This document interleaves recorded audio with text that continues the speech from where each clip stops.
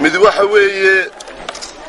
dawladda ama xukuumaddan ka mid kahay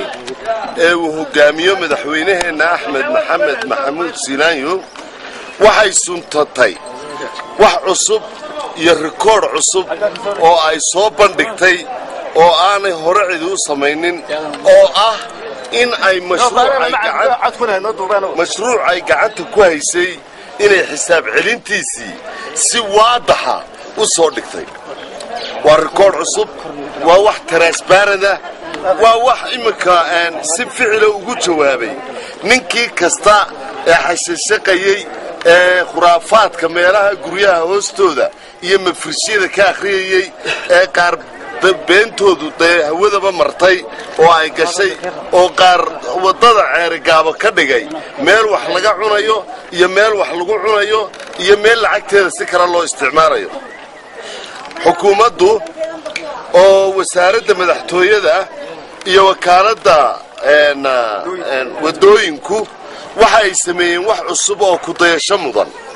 wax cusub oo looga baahayay nin kasta mas'uuliyad uu haya oo mas'uuliyadiisu minta ugu yar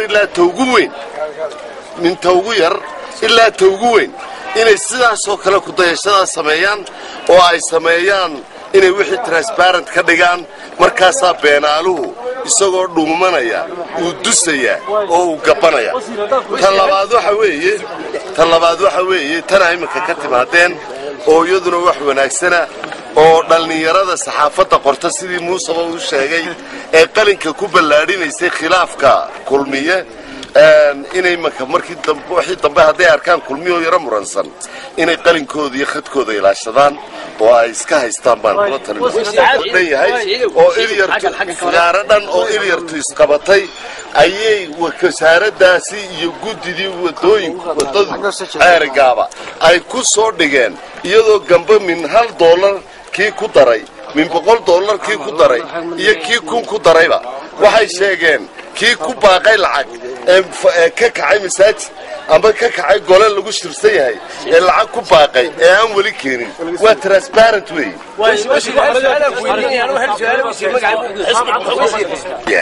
website-ku hadduu been yahay adiga u shaqeeya been maaha website-ku waa wax la akhristo oo jira marka website-ka ay leedahay meesha marka aad buuqatana waad arkaysaa ardaygii silin bixiyay iyo ardaygii gamba bixiyay malaawaale ma jire waxay lacagtu u qaybsantaa mid markiiba liin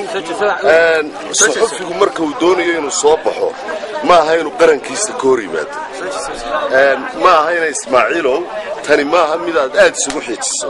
universal khaladka ay gashay baan ku sheegaynaa waanu kaaga daaweynahay saxaafadda waxa ay gashay akhlaaqiyadka saxaafadda wax ka baxsan waxa ay gashay wadaniyada dalku leeyahay wax ku xun qaran dhan iyo rabitaan dhan oo ummadeed ayay nacasaysay inay nacasaysana xaq uma laha waxa weeye adeeroon ku sheegaya oo kuugu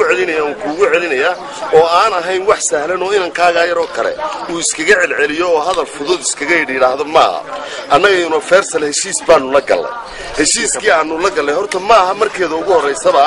hay'ad saxaafadeed oo wadaniya maaha istargaraysantii kalena aan warwaynin Soomaaliya laga leeyahay ma aha idaacad laga leeyahay halkan idaacadaas waa idaacad Soomaaliya laga leeyahay Soomaaliyana xiriirka noo dhaxeeya wada hadallaan noo socda idaacadaha iskama dacaayadeyno isma propagandayno inankaasina Muqdisho bartankeeda ayuu naga dacaayadeeyay oo dalkayaga iyo rabitaankayaga iyo go'aankayaga madax banaanida Somaliland uu 100 goor horena eeda ka galay iyo dambi uu ka galay dad nool oo dhintay baan u haystanaa mudaharaad ayuu abaabulay oo laascaanood ka abaabulay oo aad ogtiin oo hore intuu mudaharaad beena iyadoo dagaaladii daynuunay intuu soo duubay ayuu yiri dagaalada dhacaya waxa ay ka dhacayaan buuhooda iyo laascaanood kiisaskaas aanu adeer u haysanaa maaha wax aad ku kaftanto